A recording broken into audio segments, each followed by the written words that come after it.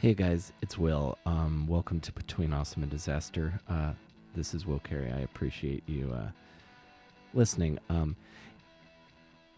If I don't sound like my normal self today, it's because I'm not.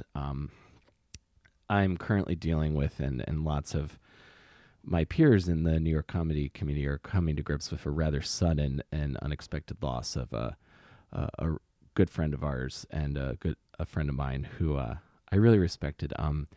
Last Friday, I'm recording this on Sunday. Last Friday, I found out that comedian Steve Whalen, who, if you knew him, also went by the name Mr. Jokes, found out that he had passed away very suddenly. And I don't have any information other than that. He's being his funeral is tomorrow, and I guess today if you're listening to this on Monday. And I'm really shocked and saddened by his death. I met Steve probably the first couple of years within my first couple of years of doing comedy in New York City, and anyone that you talk to who knew him will tell you this. He was one of the nicest guys I'd ever met doing comedy in New York City, and especially in a city and in a scene that can be kind of contentious and prone to cynicism and a kind of careerist work ethic that doesn't lend itself to the joy of comedy that you have when you start. I think Steve didn't have that joy of doing comedy. He was silly and joyful and incredibly friendly to, I think, pretty much everybody he met.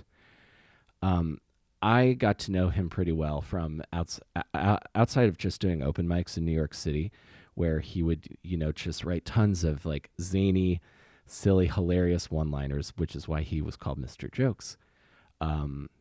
And he always made me have a very cathartic, like lightheart, like a laugh that I miss. It was the kind of laugh that is just purely for this sheer silliness of the bit, and you could tell he was having a great time on stage, and that he truly loved jokes and stand-up. I got to know him better through my old show, Devil Science Theater 3000, which was a bad movie heckling show in the vein of Mystery Science Theater that I used to do at the Laughing Devil.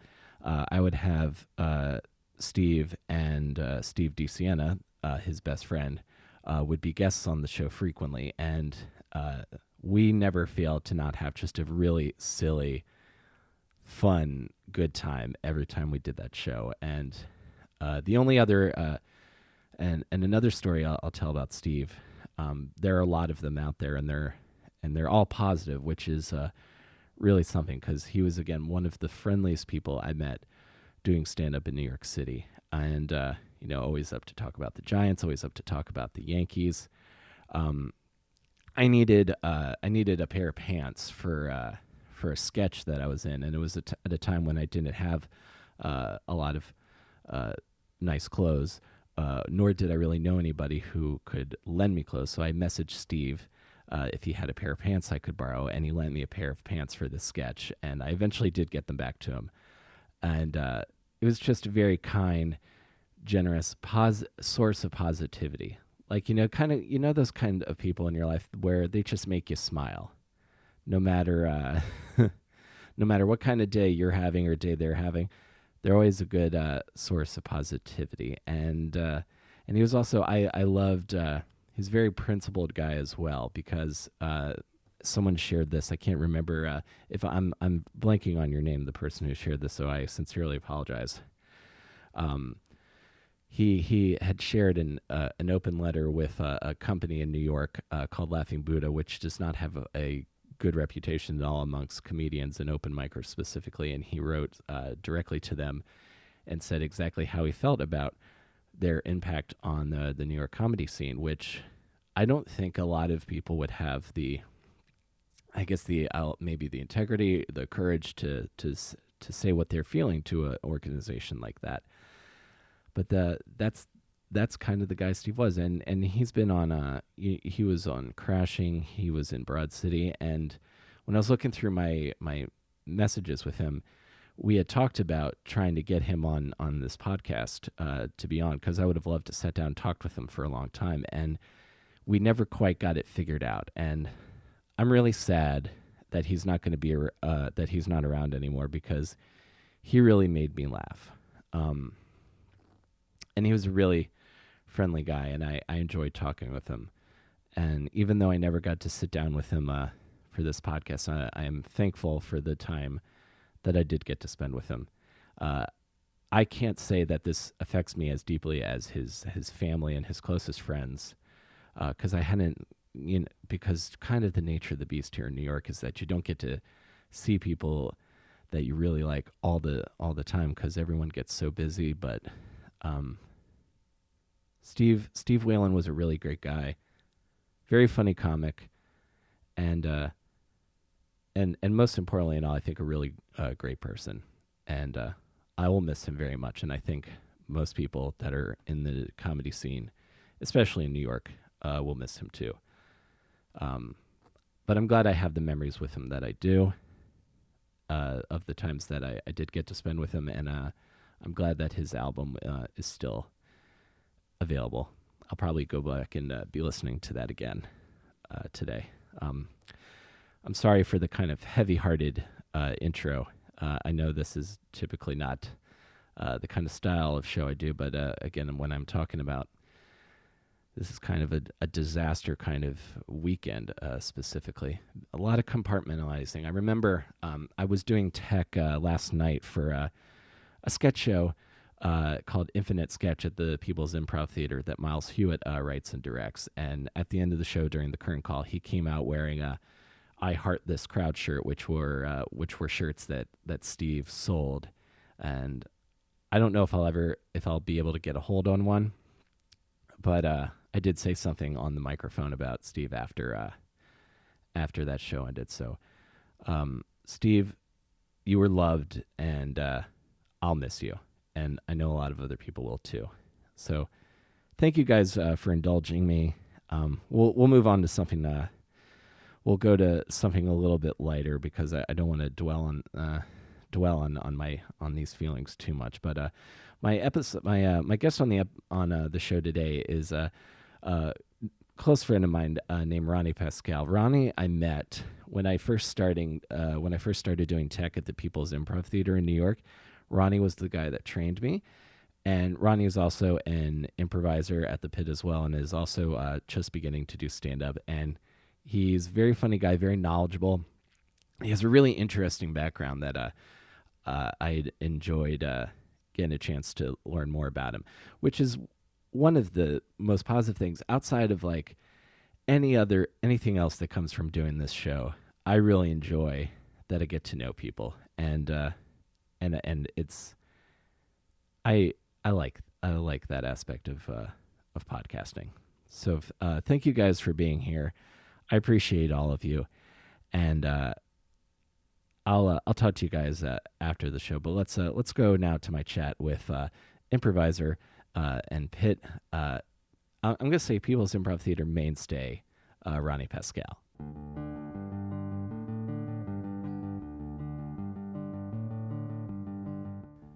Like the next step for me is going to be like, how do you get an agent that's going to like tell you where the jobs are? Like I know about Backstage, but like what other resources are there to like try to actually get work? Because that's what I really want to do. And I feel like, and it feels like at least at this level in our careers, like all of our stuff is like still side hustles at a certain point. Oh yeah, 100% a side hustle. But I thought recently that that's the new punk rock freedom way of being a creative person nowadays, because I know lots of bands that like they have like their jobs, and then they have like their stability and their families and stuff, and then they will go out and do like a tour for a couple months, or they'll tour where they're really big, and they're having the best of both worlds almost, compared to I'm almost thinking about bands that or maybe bands specifically, and I'll extend this to comedians also.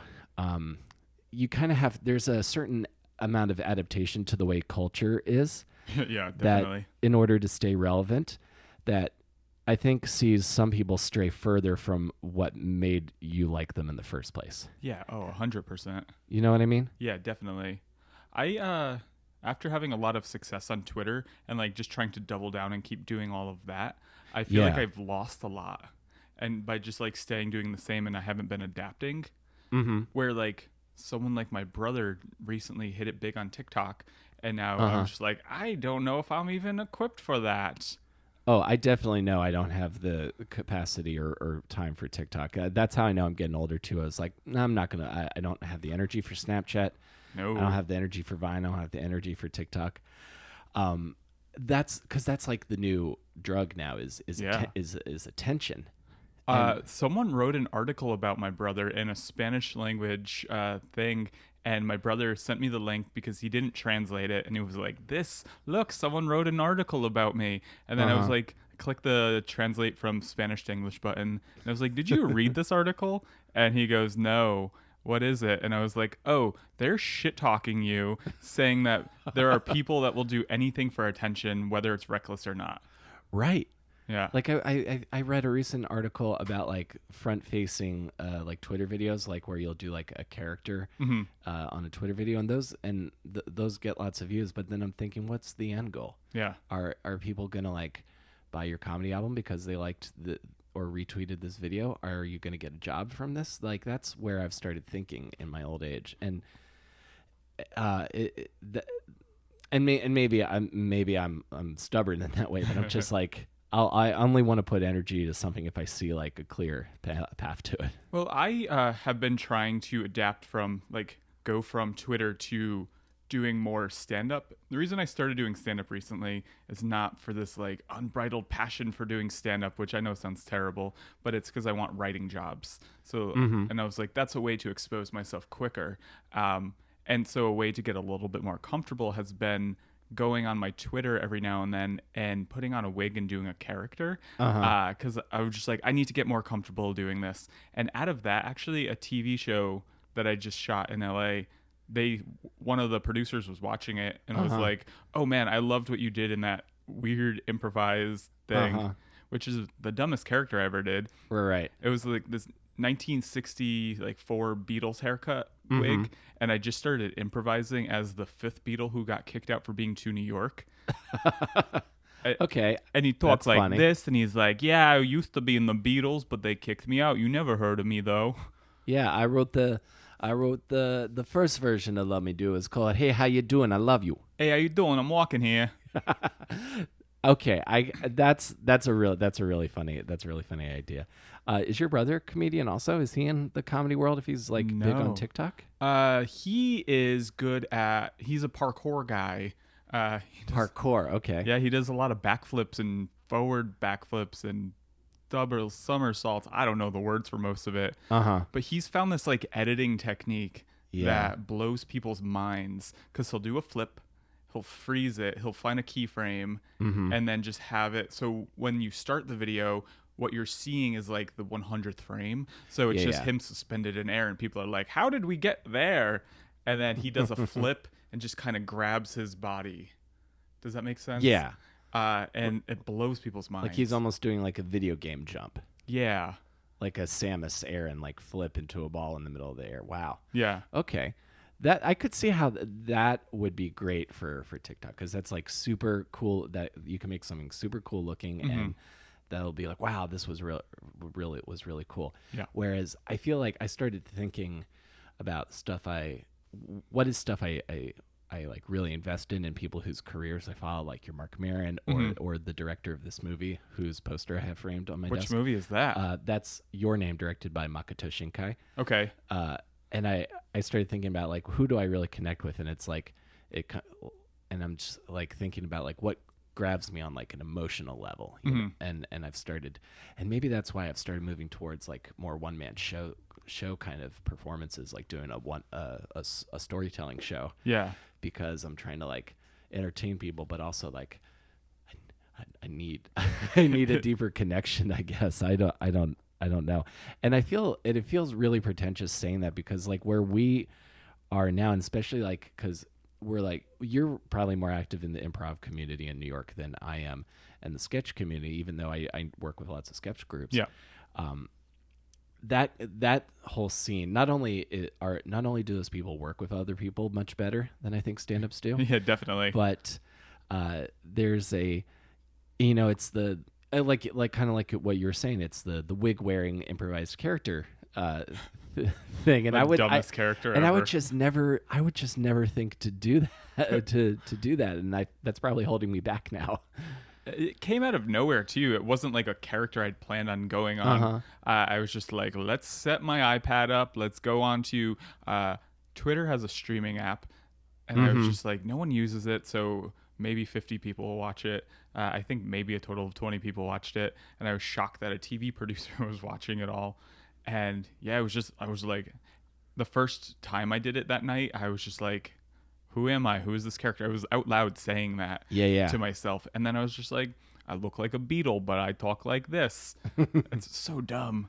Well, the like hardcore New York accent, along with the Boston accent, is one of my favorite accents. Like anything said in that is entertaining to me. Like I saw the Dropkick Murphys a bunch of years ago, and somebody like collapsed in the front row, and they stopped the show. And then some guys started fighting near the front, and the lead singer was like, "Hey guys, don't be retarded."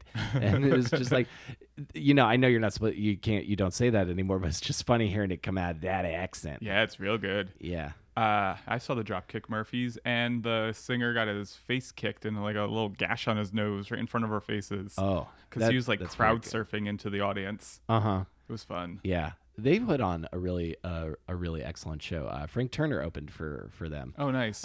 Who I'm a huge fan of. I'm like very much into that, like into like the current like punk rock scene and like the folk punk scene. Like, yeah, I really enjoy that stuff. I was, and then I don't know. I just feel like at one age, I'm 34 now, and I feel like I try to listen to the new stuff, but it's like a cassette tape when you break the tab off of it and you're just stuck with that forever. And those are the songs that I like forever. Yeah. And I don't know, I've been pushing to listen to new stuff, and I like go on websites and like, what are the cool kids listening to? But none of it like resonates with me the right way. Well, some of it is like different sounding now. There's like not a, like I learned recently that when you say pop punk, when I hear that, I'm thinking like late 90s, early 2000s. Like Blink, Green Day. Maybe Say Anything or Brand New. Yeah, which I even learned people put Say Anything and Newfound Glory into an even different subcategory of pop punk. Ooh, what is that one? A lot of people call Newfound Glory easycore. Oh, I've never heard that phrase. Yeah, which is it's basically just pop punk with breakdowns. It's not as aggressive as hardcore is. Yeah. So think of like the store, and then there was this like wave of bands in like the 2010, 2011 that I've heard Finn McKenty on the Punk Rock MBA call sad boy pop punk, like Man Overboard, like the Defend pop punk t-shirts. I love Man Overboard. So like, but that's like I think and that's even an older sound now. Would that be like the band Rail Friends also? Yes. Great. Yeah. I love Rail Friends. I love them. I've seen them a couple of times, and I always have an excellent time with them. Their lead singer just left. Oh, really? Yeah, he just left the band. I bought tickets to see them. So for those listening who don't know, I moved to Los Angeles. We're going to get into this a little bit, but tell the story. Yeah, this doesn't go into that at all. But like a week before I was moving to LA, bought tickets to see Real Friends. And then I get an unsolicited email from Real Friends saying, hey, we want you to come backstage and hang out with us. Cool. And I don't know if I won a contest or if they like social media stalked me and were like, oh, kind of an influencer. Right. But I was so nervous about it because I asked our mutual friend Paul to come with me, Paul Cohen. Yep. And Paul was busy that night, so he had he has nothing to apologize for. So don't apologize to me, Paul. But I was like, Paul, do you want to go? He's like, can't.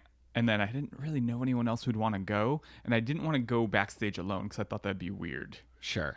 And yeah, I still to this day don't know why I was invited. Keep me in mind for all pop punk related things. Yeah. Because that's like my bread and butter. I found, and I talk about this a lot, but I will keep talking about it. lots of the great rock and roll. It's still happening. Mm-hmm. Like people talk about how rock and punk are dead in the U.S. That's not true. It's smaller, but all of our favorite sounds, they've gone overseas. Yeah. So like Japan has a ton of great bands. Australia has a lot Australia right now, has too. great bands. Stand Atlantic. Paul and I talked recently. Mm-hmm. We were both obsessed with Stand Atlantic. They're so good. I The love them so Chats much. are my favorite band right now. The Chats. Okay, I'm gonna have to check them out. They're a hardcore punk band from Australia. Fantastic. Yeah. I'm But they're on all board. young and funny. My favorite band from Japan right now is called the Winking Owl. I love them so That's much. just a fun name. It's a great name. I describe them as a Paramore with more intricate lead guitar. Ooh, So I do love Paramore. I really like their stuff. Their lead singer, she has this beautiful voice. The melodies are just so impactful. Like, and lots of the bands in Japan, they'll sing in Japanese and English, or like the verses will be in Japanese, and maybe like the one line will be in English. Oh, I and like you'll that. just hook onto that one line. Like there's this one line in a Winking Owl song that just repeats, that goes, "I want to go back to where we were," and it's just like it's hitting like all of my like deepest fears and insecurities. I'll have to check them out. They're great. I would, if I could convert one by one every guest on my podcast into a fan of them. Maybe one day I could interview them. That'd be cool. So I kind of want to trace this a little bit, Sure. Ronny Pascale, because we met at a time when I was like trying to figure out some stuff. Mm-hmm. And Same here when I was trying to figure out stuff too. Yeah. So I'm glad that we've continued to like be in contact and like we collaborate on things. So I met you because you were really in at the Pit. Yep. In New York City, and then I think shortly after we met, when you moved to LA. Mm-hmm. And you're back now. I'm back now So for good, I think. For good. We'll see. Well, that's good to hear. Yeah, asterisk. Well, we'll see where the journey takes us, because this Exactly. whole thing is so, like, I wonder if Rob Delaney ever thought, oh, I'll be really funny on Twitter and then I'll get a show and live in the UK. Yeah. Oh, yeah. Such a crazy, You don't think that? so many crazy paths. So I realize like I don't know hardly anything about you. Perfect. That's So- what we're here to talk about. Which then. is kind of where I wanted to start. Like, where do you come from? I come from a land called New Haven, Connecticut, Okay, so you're from the East Coast. from the East Coast, just a little over an hour away from New York. Mm-hmm. But if you asked me, I will always say that I'm from New York, because I'm just like, Sure. New Haven is essentially a suburb of New York. Right. And yeah, that all started when I was little, because I was obsessed with coming to the city. And when I was like 7 or 8, my family went on one of those double-decker tour buses. Mm-hmm. And the tour guide's asking everyone they're from, and people are like, we're from Baltimore, we're from wherever. Yeah. And then they ask us, and my mom's like, New Haven, and the woman goes, oh, you're practically a New Yorker. And the phrase practically a New Yorker just stuck in my brain for the rest of my life. So that 25 years ago, still ringing in my brain, practically a New Yorker.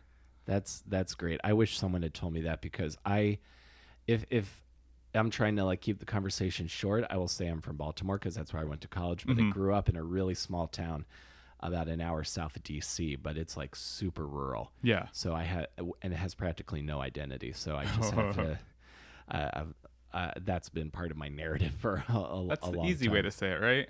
Basically, yeah. And then, you talk about The Wire, you talk about Old Bay seasoning, it becomes a whole thing.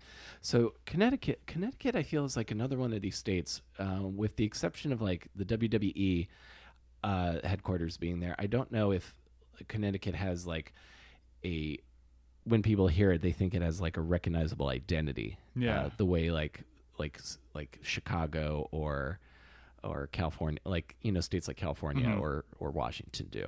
So the thing with Connecticut that I've noticed, everyone thinks it's like the Gilmore Girls all over the place, and it is not like that. Right. The cities are very city-like, like Hartford, New Haven, Bridgeport, Stamford. They're all like cities. The draw for Connecticut that I talk about too much on podcasts, so we don't have to go into this too much, but if you want to, New Haven's got the greatest pizza in the entire world. I have heard New Haven pizza is very good. Like I've started hearing inklings of this. If you've got one place I need to go to, tell me it. I always go to Pepe's. They're the oldest and the best. Mm-hmm. Even though my stepfather owns a pizza place in New Haven, and I don't ever shout that out, so I feel terrible for that. Well, that must mean Pepe's is really, really good then. It's so good. If Trump's family. Yeah, it does. I mean, I love eating at my stepfather's place, but Uh-huh. Pepe's is just like, that's the place. There's Gotcha. also one in Yonkers now, so if you don't want to go the full hour and a half to New Haven, you could just go 30 minutes and get New Haven pizza. Good to know. Good to know. Yeah. And is New Haven like a money area? Is it like, because I've known that there are these like low income pockets in Connecticut. Mhm. Is there like an artsy part city in Connecticut?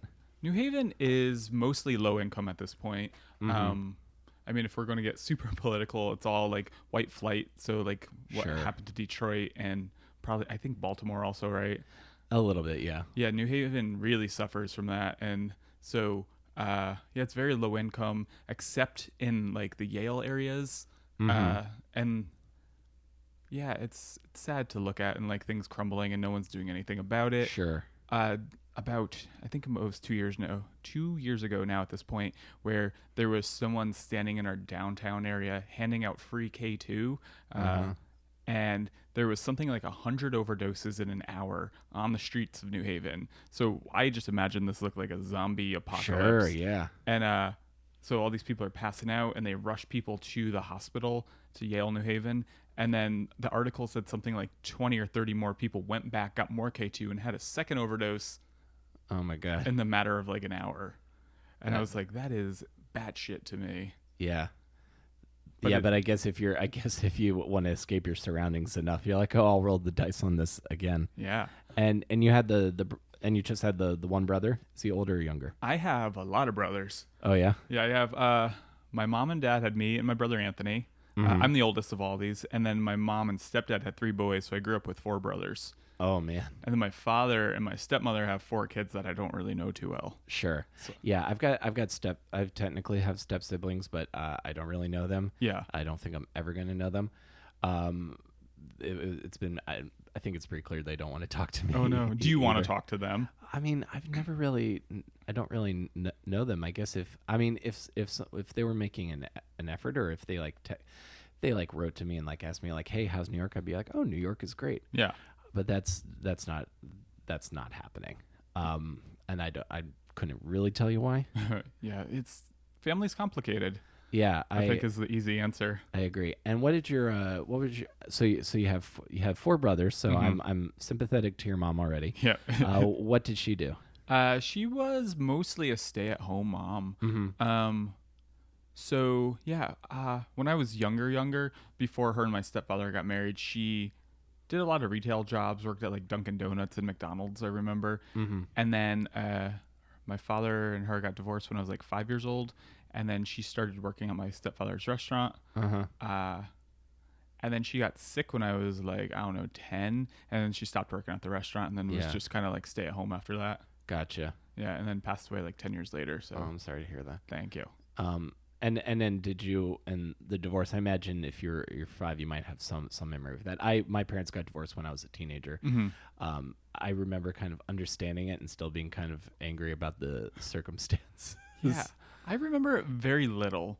I remember like months leading up to it, like my birthday's in May. I had my 5th birthday party. I remember getting in trouble for saying the word bastard out loud for the first time, and then I blocked out the couple of months after that, and then they got divorced. Like I remember it might have been like August, September-ish, because I remember starting kindergarten in a different city. Yeah. And I was just like, oh, what's going on?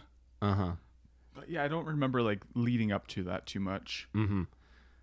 Yeah, that's probably for the better, because I don't know, this might not have been your experience, but when I was older, I was like, there was a lot of build. I was like, can we just speed this up? Like I felt it coming. Yeah, definitely. I was just kind of waiting for the inciting incident, and then I've like learned a lot more about the circumstances since then. So now it's all shades of gray, which are trouble, which are less satisfying to wrestle with. I think people on Twitter live very black and white. Like it's like what I think is right, and if you don't think that, then you're obviously wrong, and I'm great. And also, we should cancel you. Yes, and you're now canceled. But having to realize that someone a good person did a bad thing, but then they also did lots of good things. And it's complicated. It's not as Yeah. satisfying. You can't get a lot of retweets for Shades of Grey, man. No, you cannot. You got to cancel them even if they did one bad thing, even if the thing wasn't bad. That was me sarcastic. I'm bad at conveying sarcasm. Yeah, and I think Twitter is bad at picking up on sarcasm. Yeah. Also, like I lost the ability to immediately pick up on jokes, like when I'm just scrolling through Twitter. Like if you, because sometimes like a joke is like saying something like, "Oh, it would be a great idea." I saw someone tweeted this. It would be a great idea if you could just rent books, like 2 books a month from a place. I would pay for that. And then there's people in their prize just going, "It's a fucking library," and Which is amazing. yeah, and then and the best thing about the library is it's free. It's free. You Yeah. could also get, I don't know if this is true everywhere, but at the Brooklyn Library, which I am very active at, you could rent up to 99 things at a time. Oh my god, that's So you that's could chaos. literally walk in, rent or check out 99 books. And then you could also check out movies, and they have a great DVD collection. And you could also, I don't know how true this is, check out a laptop. Whoa. It says that on their pamphlet, and I was like, ugh, I don't know if I want that responsibility. But That's pretty intense. yeah, so shout out to the Brooklyn Library. Yeah, absolutely. Gonna get that sponsorship. Yeah, BKPL, baby. So okay, so you're growing up in Connecticut, and what kind of kid were you? Were you like all these brothers? I picture lots of archetypes. Like I'm picturing like the artistic one, and I'm picturing like the athletic one. Is And it it that stops kind of house? there. Yeah. Those are the only two. That's all there archetypes. was. I'm the only artistic one out of all of us. Oh, really? Yeah, and it makes no sense to me why. I mean, my mom's family is pretty like, she's got some famous cousins. One's a famous actor, and my mom's uncle, so my grandma's brother, was the Las Vegas Hilton's house drummer. So he would play for like Liberace, and like my family claims he played for Elvis a whole bunch. I don't have any way to defend that to know if it's true or not, but Oh, and Vegas, like when it was run by the mob. Yeah. Like, oh, that's got to be fun, Vegas. so he would have been like 70s and 80s because he passed away when I was 4. I remember him passing away because I remember my family being very distraught. So that would have been like 1989. So like I would guess that he was early 70s to mid 80s at the Hilton. And who's the famous actor? Paul Giamatti. Oh, cool. Yeah, he's somehow my mom's cousin or my grandma's cousin. I'm not really 100% sure. No, yeah, I follow you. It's like some sort of like, if you do like go into deep on ancestry.com, it's where it connects. Yeah. Okay, that makes sense. Wow. So your brothers are all like lacrosse bros or something? Wrestlers and football players. One played lacrosse though. Ah. Yeah, Anthony, the one below me, my full brother, he was football, and then the next 3 were wrestlers and football, but more wrestling. The youngest one's in the Connecticut Wrestling Hall of Fame, the TikTok star. Oh, interesting. Yeah, and he won like 150 matches, only lost like 10. Wow. Yeah, and then the one That's above intense. him teaches Brazilian Jiu-Jitsu.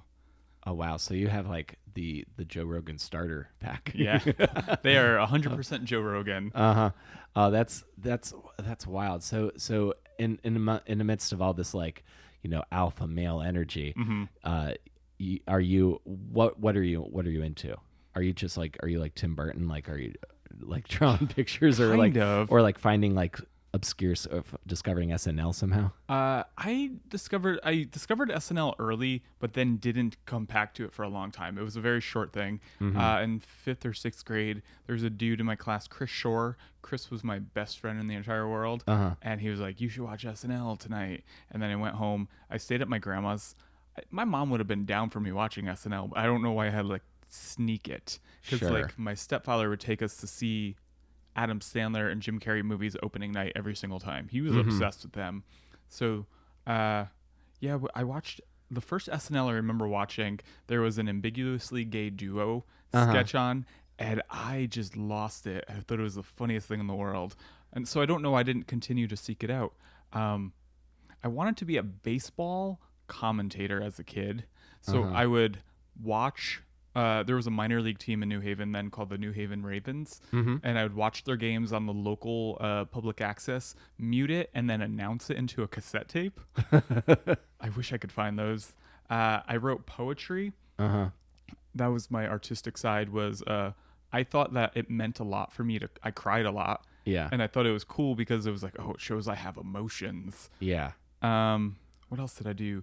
I wrote, and then when I got a little bit older, when I was 13, I wanted to be a hip hop DJ.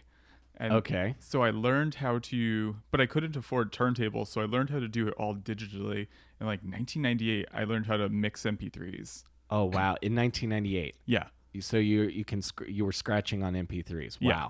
Yeah, there was two softwares one called Goldwave and one called FL. Well, then it was called Fruity Loops. Now it's called FL Studio. Uh-huh. Yeah, I've heard of 3D Loops. That's like the Windows audio interface or DAW. Yes, Digital Audio Workstation. Yeah. Wow, that's gnarly. So, and how did you discover hip hop in New Haven? I Well, I guess if the Bronx is right there. Yeah, but I didn't like I liked some Bronx rappers and some Brooklyn rappers, but most of my favorites were all West Coast rappers. Uh-huh. I fell in love with Tupac very early, Mm-hmm. and I can't remember the first time that I fell in love with Tupac, but age 12, 13, 14, I was obsessed. Mm-hmm. And I would try to find, they're easy to find now, but back then you couldn't find acapellas or just like the vocal tracks. Sure. And I would like seek them out on the internet and like trade them with people. They were my baseball cards. It was like, I'll trade you this audio track for this one. Was it easy to get instrumentals, like just the beats? Yeah, instrumentals were easy. Yeah. Uh, I figured that would be good for mashups. yeah, instrumentals were on every single. Mm-hmm. So you could get an instrumental for pretty much anything, but acapellas are hard to come by. Right. So everyone was remixing the same 5 songs. Sure. And then, now you could just go on YouTube and type like Tupac isolated vocals and just whatever you want. You have. Mm-hmm. Yeah, I do that for My Chemical Romance. There's lots of vocal only of My Chemical Romance because it's interesting to hear the vocals isolated, like the studio vocals isolated without the music to like blend in or mix in anything. Really shows you like. Because I'd always felt like I'd always felt that Tupac was a pretty like competent rapper. Yeah, obviously, definitely. because if he's like one of the top, like the best of all time to a lot of people. Mm-hmm. But I guess I never. I guess I have a hard time like discerning the technique that goes into what makes a great rapper, as opposed to just being able to say a lot of words really fast. I think for him, it was more like the thing that I liked about him and that I don't feel like a lot of rappers then were doing was he touched on emotions where he talked about like, I come from a broken home, I come from this. They all talked about that, but he talked about it in a very poetic way, where so much so he put out books of poetry. And there are books of poetry written by Tupac. He also was a fantastic actor. He was a trained actor, so his movies are really good. Yeah, he went to like a major performing arts. In Baltimore. So yes, he's from Baltimore. Area. Yes, he is. That's one of our claims to fame. Him and Edgar Allan Poe. Yeah, who both came here after. Yes, that's the trajectory. Yeah, Baltimore, New York. So you were like, so you'd get these like acapellas, and then you would like put them onto different instrumentals, and then like. Were you scratching or just kind of like saying, oh, I can manipulate this so that they fit together? A little bit of both. Not scratching a whole lot, but my best one, there's a Kanye song called Jesus Walks that came out in like 02, 03. And I put Tupac on that, and I thought I was a genius because I was like, this is what he would be doing if he were still alive. Mm-hmm. Excuse me. Oh, you're fine. Yeah, I that's the thing that's really depressing about when artists die young is you never get to see where they end up. Like I'd love to know what Kurt Cobain's music now would have sounded like, even if Nirvana break up or radically changed. I'd still be interested in hearing it. Do you think they have the same luster though if he doesn't die? Is that an unfair question? I mean, we just don't think about it like that. No one would, people talk about the Titanic because it sank. Yeah. And a lot of people died, and it's a kind of tragic romantic story. Yeah. that kind of changed a lot of things. But if it didn't sink, no one talks about the Olympic. No, no one talks about that at all. Yeah. The Queen Mary is a boat that's in Long Beach, the town that I moved to in LA, Mm-hmm. and it's still floating 150 years later, and no one talks about it. I know. I would love to go and visit the Queen Mary if, next time I make it out to It's the Los beautiful. Angeles area. It looks. I've seen pictures. It's like kind of romanticize that era of ocean liner. I think they're very aesthetically pleasing. Yeah, Cruise ships now are just kind of too blocky. yeah. And then you get coronavirus on it, so Yeah, you get the coronavirus, or no one wants that. or they strike rocks and then they Oh yeah, and then they sink. they sink. Yeah. Okay, so you're into comedy early, Mm-hmm. and then when you get into like high school, college age, does this become the dream the whole time? What's the No, it doesn't come to fruition or like even a thought until I'm like 26 years old. so later? Yeah, in hindsight, I wanted to do it, but I didn't know that I could do it. As in, I didn't know I could make a living doing it. I wrote my first parody song when I was 11 years old. Yeah. It was really gross. So we won't go into that right now. Sure. But I remember the lyrics. I recently wrote them out to see like structurally how it felt, and I was like, oh no, this is like structurally good. It's like similar to parodies I write now, just not as gross. Yeah. Yeah, I kind of wanted to do it. And like high school is very shy and introverted. So, middle school, I went to a middle school of only 20 kids. Kindergarten to 8th grade, same 20 kids. Wow. Yeah, I was very shy, very quiet. And then I go to a high school of 2,500 kids. Oh man. And Culture so, shock. big old culture shock. I don't know how to adjust. I don't know how to talk to humans at this point. Right. I don't think I came out of my shell until end of junior year, beginning of senior year. Then I go to college, and then Where'd you go to school? I dropped out 3 times. So the first time I went to Berkeley College, a business school in Midtown. Everyone thinks it's the fancy Berkeley. It's not a fancy Berkeley. Right. I got kicked out because I didn't go to an end of the year financial aid meeting, but I didn't know about it until after, and they sent me a letter saying, you didn't come to this, you're done. Right. I was like, all right, whatever. And then I went to a community college in New Haven called Gateway, which I think is like a very funny name. So it sounds like, oh, this is your gateway to college. Sure. Yeah. And then I dropped out when my mom passed away. Because she passed away like a week or 2 before midterms, and I was just like, I'll do midterms and then just done. Right. And then I gave it one more go and went to Connecticut School of Broadcasting because I want to be a podcaster in like 2006.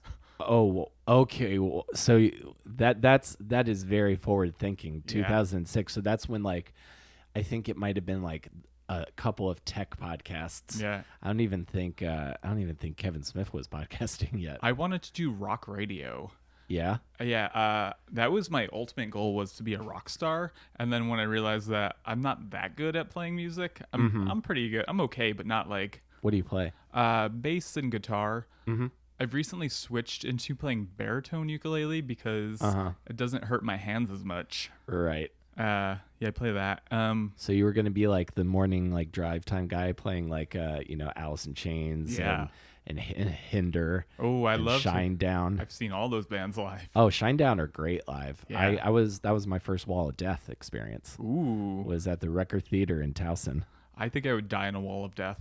I wouldn't want to do one now because I've seen some scary ones at like metal festivals. Yeah. And you really look like you could die. I've seen videos of it, and I don't know how people don't die.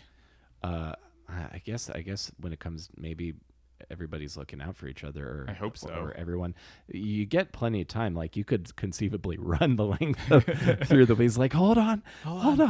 Let me hit one person.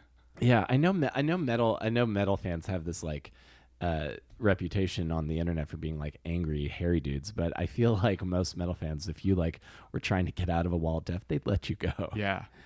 I went to a Black Label Society show years ago, and it was an outdoor concert, and I didn't wear a shirt or anything, and I got sunburnt my entire body and had like 2nd degree sunburn, but I was in the middle of this like field, couldn't get out because I was surrounded on every angle. Right. And I remember crowd surfing to the front so that security would just like send me aside.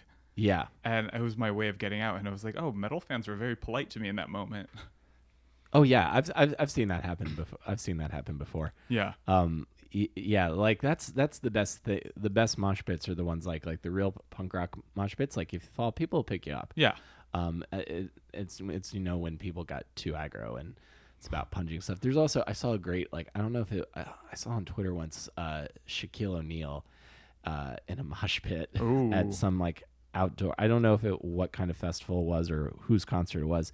But like this mosh pit's going hard, and then Shaq just comes in and just starts gently pushing people. That's funny. I'd want to mosh with Shaq. I would do that. Be fun. So rock radio, and then how does that transition into podcasting? Because again, early adopter of the medium. Early. That's where the industry was going. Yeah, so Connecticut School of Broadcasting temporarily shut down while I was there, and no one really knows why, but I have my theories.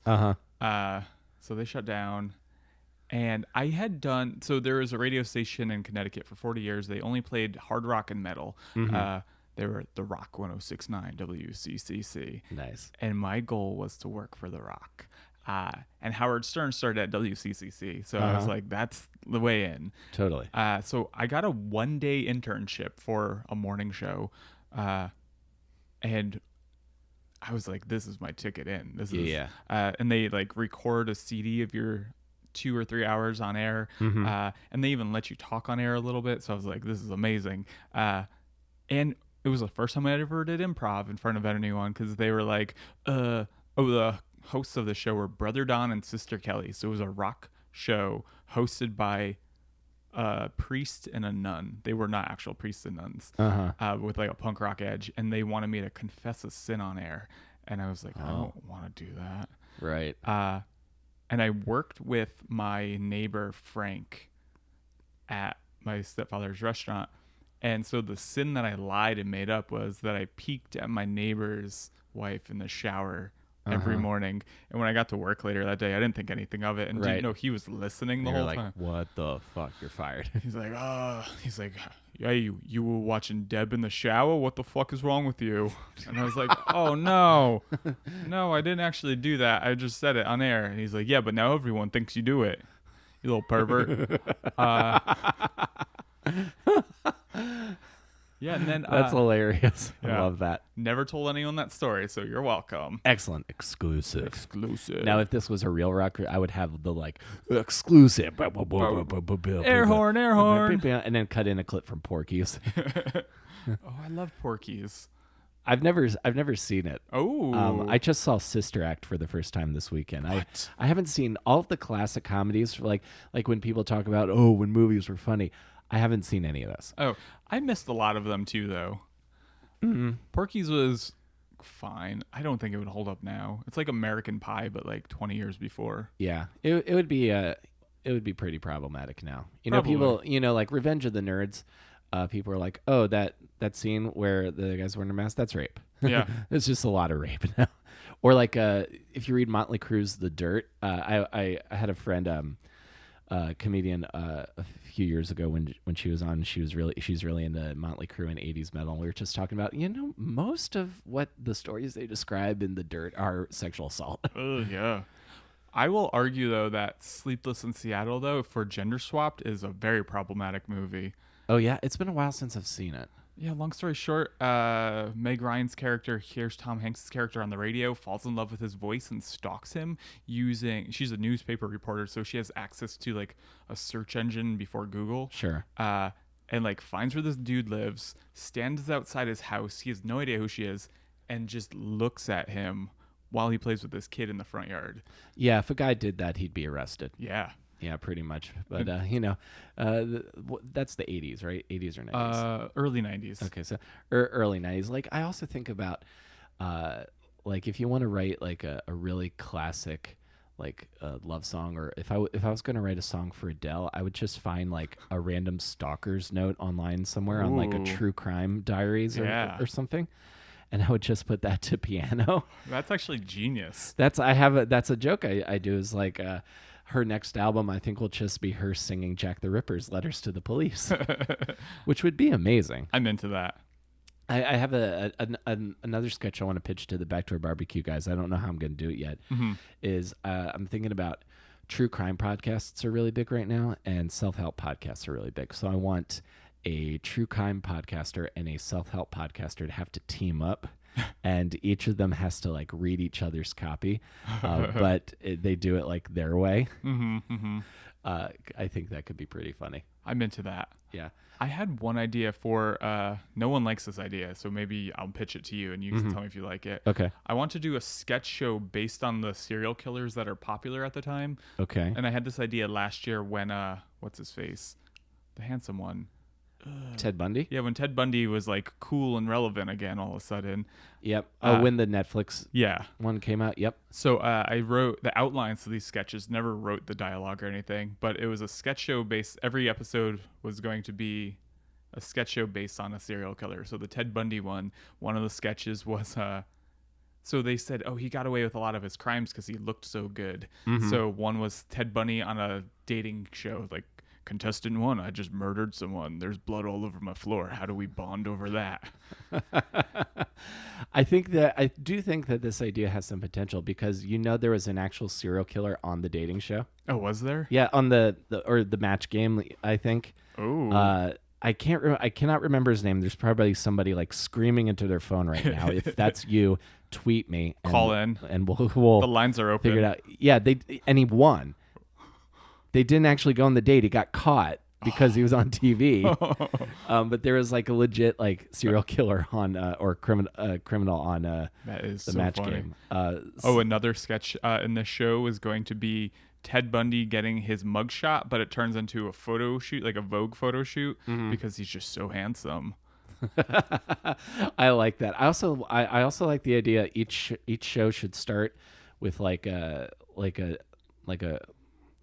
studio executives or like network or Netflix executives like going through different killers, be like who's hot right now? Yeah. Who are the hot murderers? Because who's got a lot of heat on Twitter? Yeah, the only other sketch I wrote, this one's a blackout sketch about serial killers. Do you know who Ed Gein was? Yes, he was the inspiration for the Texas Chainsaw Massacre. Exactly. So for those who don't know, he would skin people and wear their faces. Yep. So made lamps out of people too. Yeah. So this is lights up on a red carpet event with like a Joan Rivers type. And she's like, who are you wearing? Who are you wearing? And it gets to him. He goes, my mother. Then blackout. That's all that sketch is. That there's definitely some potential for that. You should write that. I have sketches. I have blackout sketches due for a pitch tomorrow, and I'm breaking that. That sketch has been in my brain for 4 years. No one has ever seen it, so tomorrow it makes its debut. Excellent. You'll have to let me know how it goes. And so how do we get from you're going to be a podcaster to comedy?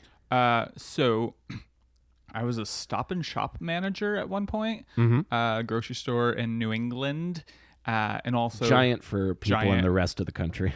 Yep, it's giant until it gets to like Atlanta-ish, I think. Yeah. So same company, Stop and Shop, giant. And then in England, it's called like Royal Ahold.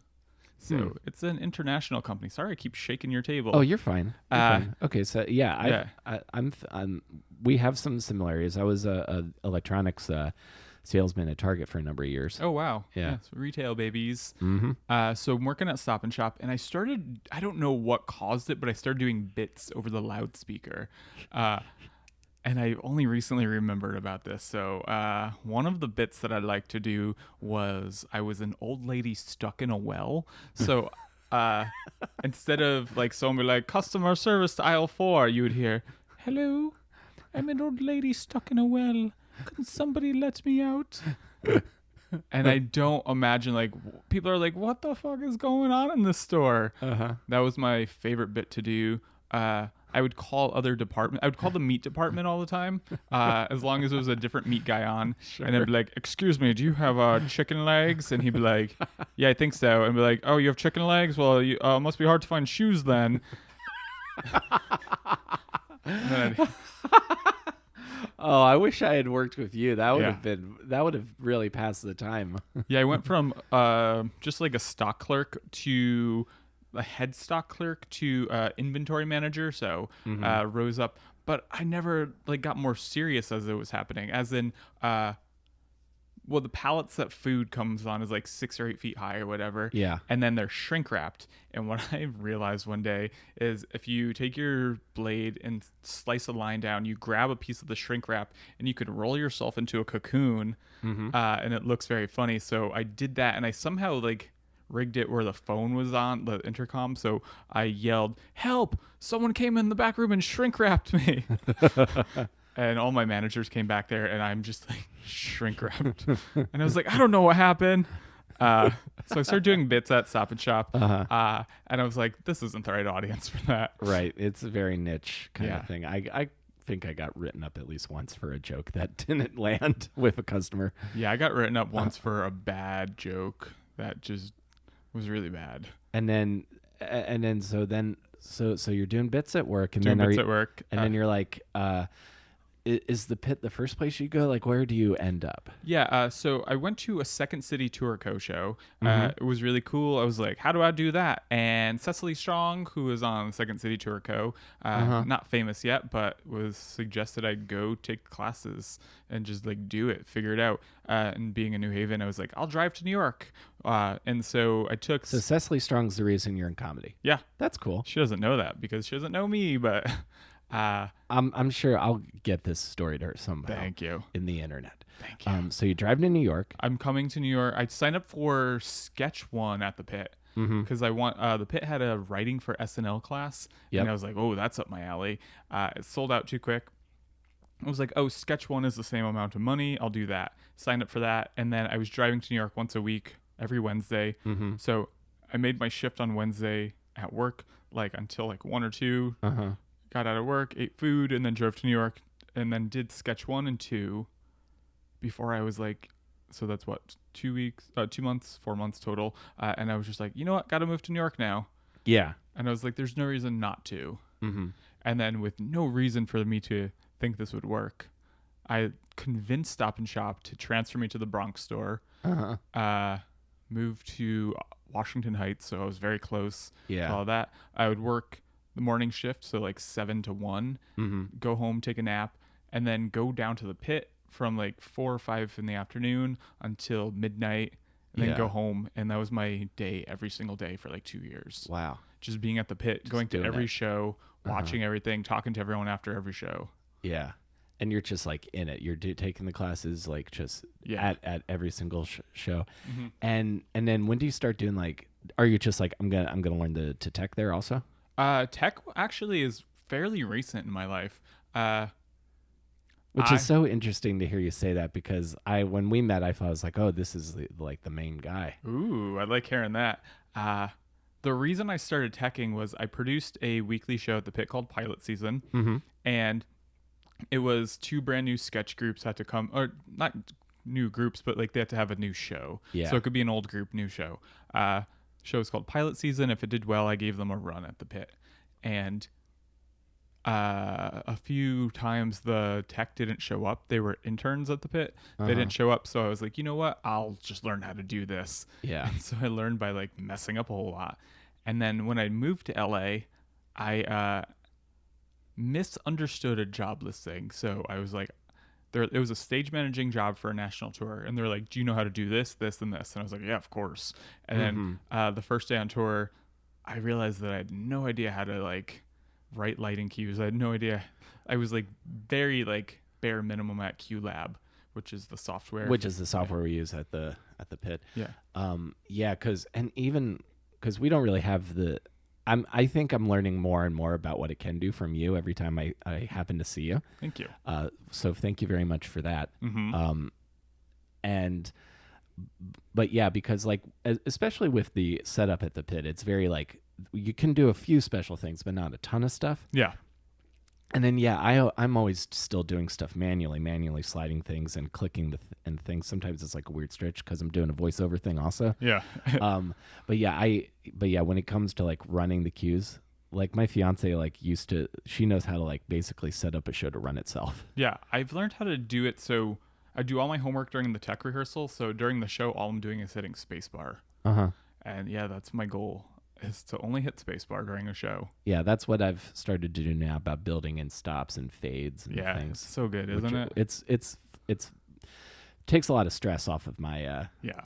my plate. Well, what really made me like ramp up in that last year, I was dating someone who her thing is she's a musician slash animator. So her live shows are her playing her guitar and singing her songs, but in front of animations that she made. Oh, that's cool. Yeah, and someone built her a Q lab that was just really garbage, and she's like, I need to just be able to run this by hitting spacebar while on stage. So I hit spacebar and then I start my song, kind of thing. So her laptop is just off. The audience can't see it, or like kind of could see it. And I was like, yeah, I know how to do that. Of course I could do that. And then I looked at it real quick and I was like, I don't actually know what I'm doing. So I watched a lot of YouTube videos. Yeah. And learned how to build fades and stops and repeats and go backs and all that stuff. Oh, repeats and go backs. Well, next time we're at the pit, I'm showing you. I'm gonna ask you about that. Yeah. Cool. So I love the ecosystem around the pit because I know UCB got lots of flack for like not paying comedians, but I feel like the pit. What I like about it is it has this whole little ecosystem for us to put on our shows with all with this nice space and this nice equipment, where we don't have to put any money up front. Nope. And especially on our end, we have this little ecosystem of income from like people who are also producing shows. Yeah. I really enjoy being a part of that environment and like getting to like, produce stand-up shows there on occasion. I want to bring my monthly show back at some point this year. Yeah, you should. And do it and do it there. I need to get someone to. I think I'm gonna have to I want a co-producer because I need someone to help with like promo because that's my weakness. Yeah, mine too. I've gotten lazy about it. Yeah, and so that's why you moved to Los Angeles was for this job. No, this was while I was in LA. So I got to LA in July of 2018 or 2017. Okay, my brain doesn't work anymore. That sounds about right. Yeah, July 2017 got there, and July to December did not have any work. I was just living off savings, and then. And where were you living? My two best friends live in Long Beach, and they said I could sleep on their couch for a month, and a month turned into almost a year. Those are good friends. Yeah, they're good friends. And then I went back to visit last week, and they let me stay without asking questions or anything. It's important to have those people. If a listener, get friends like that. Yeah, get good friends. I stayed with them, and then in September or October, I found a job listing for the Game of Thrones live show that I was stage managing, and I was like, yeah, I know how to do all of that stuff. Yeah. And then they hired me very quickly, and I don't know why. Yeah. They hired me within an hour of me applying. Oh, wow. For a lot of money, and I was just like, what? I thought my weekly rate was actually my monthly rate and was still happy with it. And I was like, oh. And then when the week 2 comes and I get another paycheck, I was like, oh, I thought I was getting paid that amount monthly. Yeah. So I was like, you know what? Cool.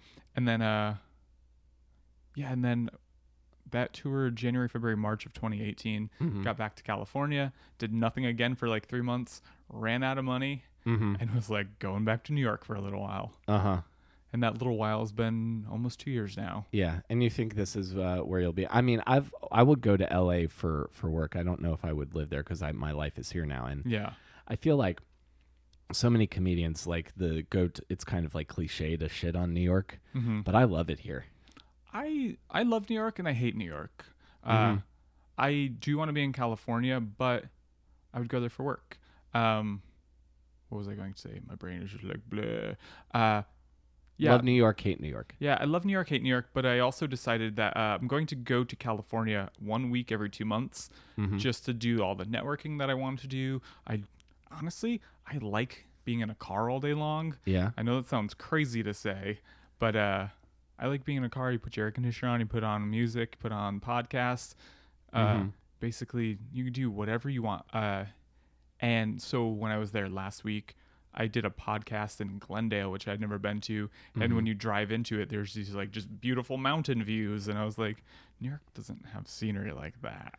It's further upstate. Yeah. And has all that like upstate, like New York is like everything. I feel like when people talk about how they love New York, they're referring to like maybe a space of like 50 blocks combined. Yeah. Like I don't know anyone who's like, oh, I just love to come into the city. I don't think they're talking about like Bed-Stuy No, definitely not. or Brighton Beach, like where people actually live in the city. I live in Ditmas Park, Brooklyn, and when I try to explain to people that I live in a house and it's suburban residential, but in Brooklyn still, they're like, that doesn't exist.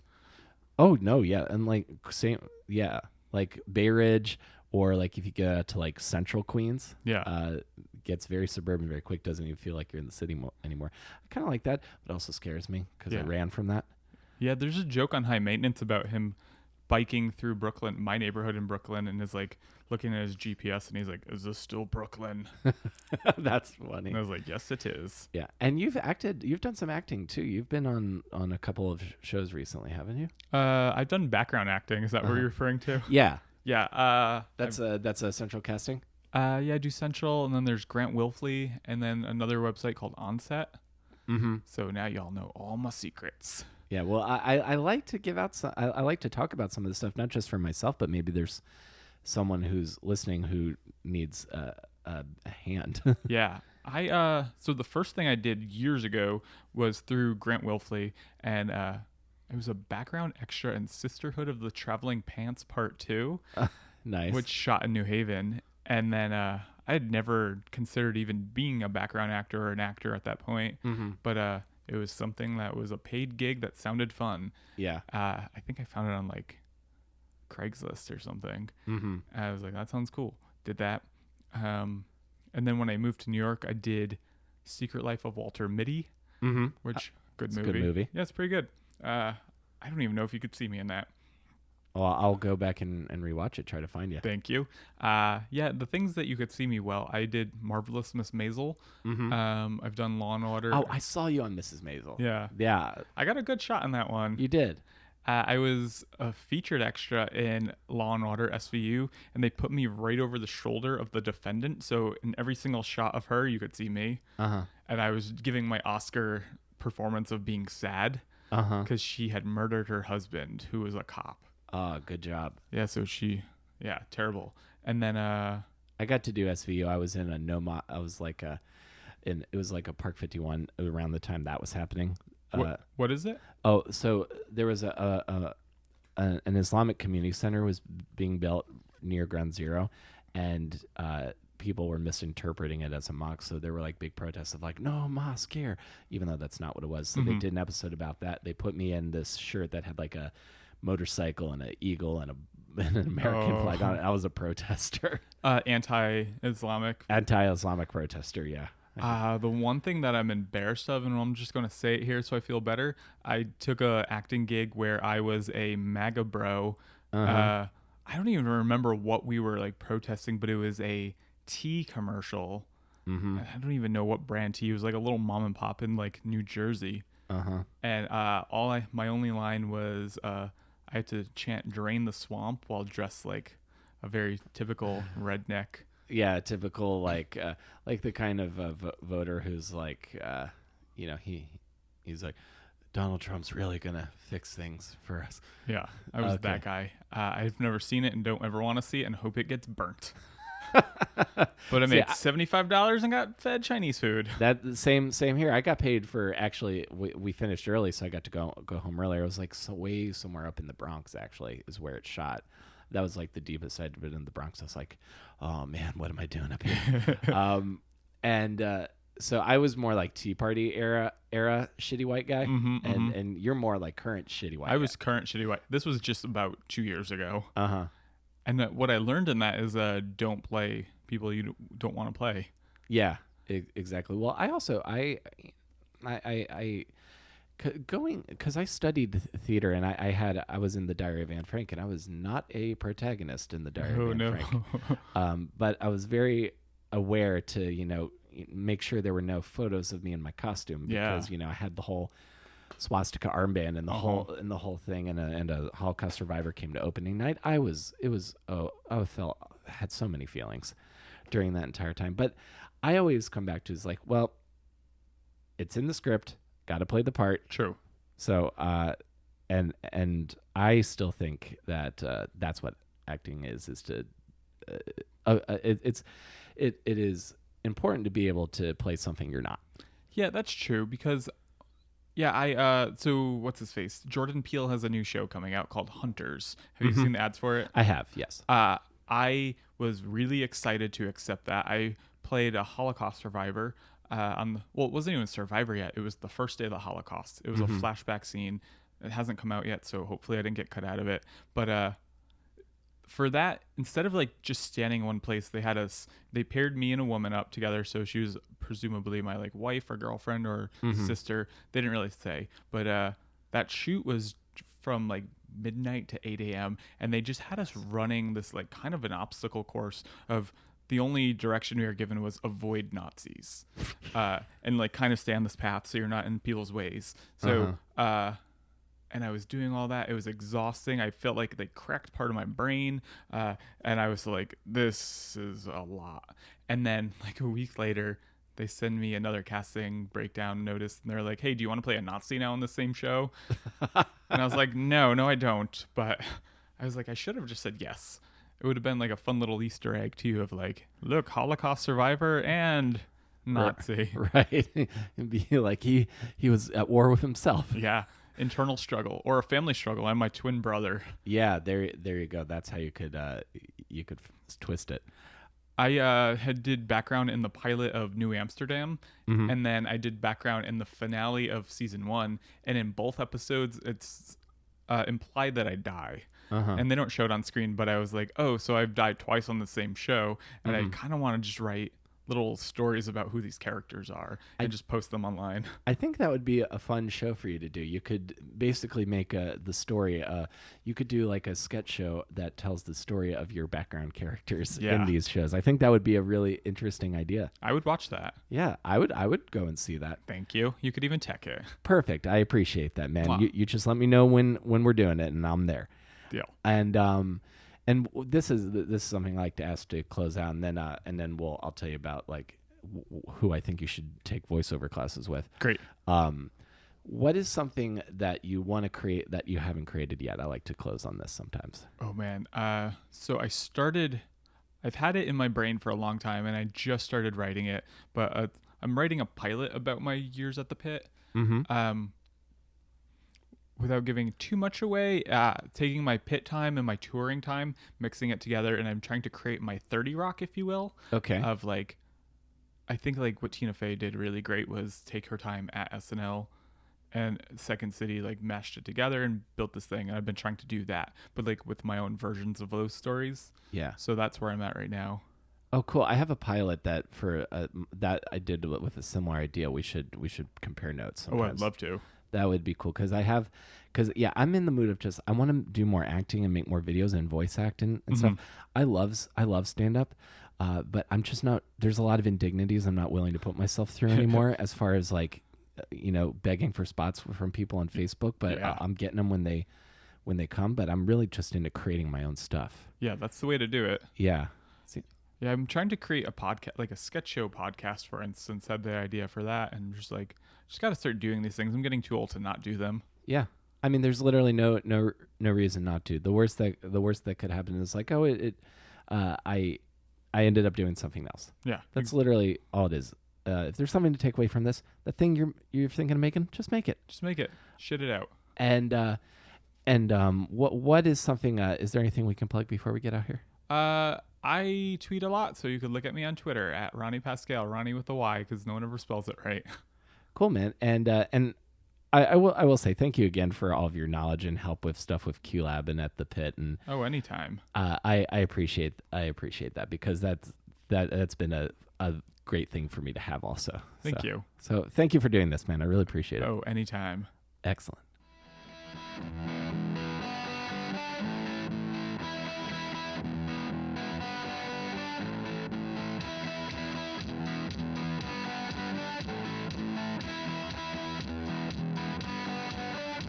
Okay, folks, that's our show for this week. Thank you guys so much for listening. I appreciate you being here as always. I'll keep this short and minimal, but I will say thank you to Mary Beth Mooney for supporting me on Patreon at the awesome producer level. I appreciate your support, but I'll keep this to a bare minimum. I'll miss you again, Steve. Thank you again for being in my life and for the good times that we had. And to all my friends who might be listening to this, if we don't talk enough, I am thinking of you, and I hope you're well, and I hope we see each other again soon. And I hope you guys have a good rest of your week. I know this was a lot for me, but it's where I'm at, and hopefully the pendulum can swing back the other way soon. So thank you guys again for being here, and I'll see you next week between awesome and disaster. Take care, everybody.